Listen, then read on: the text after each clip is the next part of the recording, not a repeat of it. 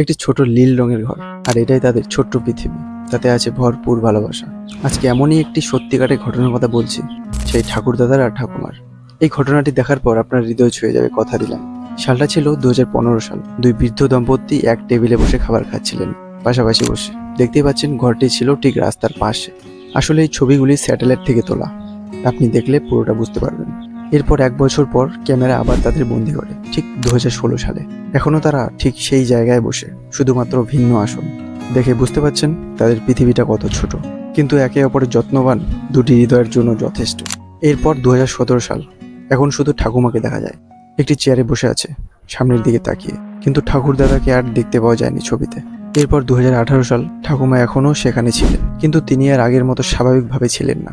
দেখে মনে হচ্ছে ঘরের অর্ধবন্ধ দরজার সামনে বসেছিলেন, হয়তো শরীর দুর্বল হয়ে পড়েছিল। 2020 সালে ঠাকুমা আবার স্বাভাবিকভাবে ফিরে আসে, কিন্তু চিন্তায় এলোমেলো হয়ে বসে। তিনি এমনভাবে বসে আছেন যেন কারো অপেক্ষায় বসে আছে, যে আর কোনোদিন ফিরবে না। তারপর 2021 সালে দেখা যায় তার শরীর দুর্বল হয়ে পড়ে। তার পদক্ষেপ আর গতিশীল ছিল না, আছে শুধু তার অতীতের ছায়া। আজও স্মৃতি আঁকড়ে ধরে আছে ঠাকুমা। এরপর 2022 সালে তাদের সেই ছোট্ট নীল ঘরের দরজা শক্ত করে বন্ধ ছিল। ঠাকুমার আর কোনো খোঁজ পাওয়া যায়নি, হয়তো তার প্রিয়তমার কাছে চলে গিয়েছে। তারা সম্ভবত এখন আরো শান্তিপূর্ণ জায়গায় আছে, তারা দুজনে। এরপর 2023 সালে তাদের ঘরটির চারপাশে আগাছা পুরো ভরে গেল, তার রং স্লান হয়ে গেল, এবং তাদের সেই ঘরের দরজা চিরতরে বন্ধ হয়ে গেল। আর কোনোদিন এই ঘরের দরজা খুলবে না, পড়ে থাকা চেয়ারগুলোতেও আর কেউ বসবে না। এরপর 2024 সালে আগাছা সরিয়ে ফেলা হয়েছিল, কিন্তু ঘরটি চুপ করেছিল। চেয়ারগুলি দাঁড়িয়ে আছে অপেক্ষা করার মতো, কিন্তু তাদের আর দেখা মিলল না। এবং এখন 2025 সালে সেই ঘরটিকে সরিয়ে ফেলা হয়েছিল, যেহেতু কেউ থাকে না আর এখন এখানে। সেখানে তাদের আর কোনো সন্ধান নেই, শুধু স্মৃতি, শুধু ছবি।